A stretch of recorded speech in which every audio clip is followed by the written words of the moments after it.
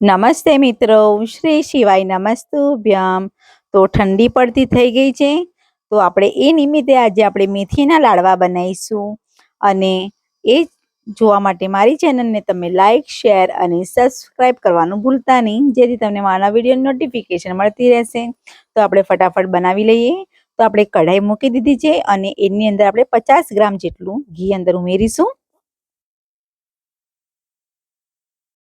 તો ઘી ઓગળી ગયું છે, તો આપણે એની અંદર ઘઉંનો લોટ છે કકરો એ લીધો છે આપણે થોડોક. તો આપણે એ અંદર બરાબર આપણે મિક્સ કરી લેવાનું છે આવી રીતે, અને થોડુંક ગુલાબી થાય ત્યાં સુધી થવા દઈશું બરાબર. અને એની અંદર આપણે ગુંદર લીધું છે, અને ગુંદર આપણે 50 ગ્રામ જેટલું લીધું છે. એ પણ આપણે બધું મિક્સ કરી લઈશું અને એકદમ ફૂલી જાય ત્યાં સુધી આપણે એને બરાબર થવા દઈશું. તો તમે જોઈ પણ શકો છો આપણો ગુંદર એકદમ સરસ રીતે ફૂલી ગયો છે. તો એની અંદર આપણે કાજુ, બદામ અને અખરોટનો ભૂકો કરેલો છે એ અંદર ઉમેરી લઈશું.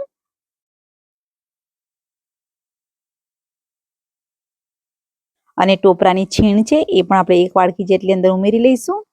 અને બધું આપણે બરાબર મિક્સ કરી લેવાનું છે. અને આપણે 5 મિનિટ સુધી આપણે થવા દીધું છે, અને આપણે હવે કાઢી લઈશું એને બધું. અને એને એ જ કઢાઈમાં આપણે પાછું ઘી લઈ લઈશું 50 ગ્રામ જેટલું. તો ઘી આપણું ઓગળી ગયું છે, તો એની અંદર આપણે ગોળ લેવાનું છે. હું એ 300 ગ્રામ જેટલો ગોળ લીધેલો છે. તમને મીઠાશ ભાવે એ પ્રમાણે તમે ગોળ લઈ શકો છો.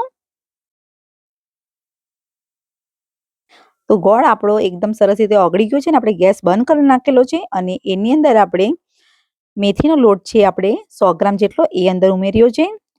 અને તમે 50 ગ્રામ બી ઉમેરી શકો છો. અને આપણે અડદનો લોટ છે એ આપણે થોડોક અંદર ઉમેર્યો છે સ્વાદ માટે. અને મેથીનો લોટ તમે 50 ગ્રામ જેટલો પણ ઉમેરી શકો છો, જે તમને ભાવે એ પ્રમાણે તમે ઉમેરી શકો છો. તો બધું બરાબર આપણે મિક્સ કરી લેવાનું છે.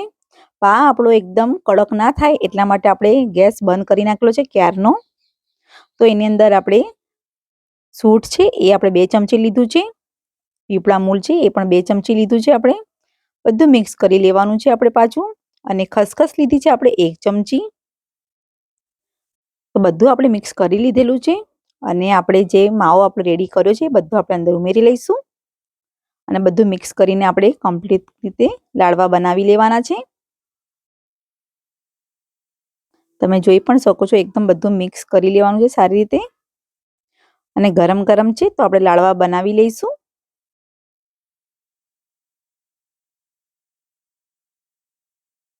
તો આવી રીતે બધા લાડવા આપણે બનાવવાના છે. અને જો તમને મારો આ વિડીયો પસંદ આવ્યો હોય તો પ્લીઝ લાઇક, શેર અને સબસ્ક્રાઇબ કરવાનું ભૂલતા નહીં. Thank you.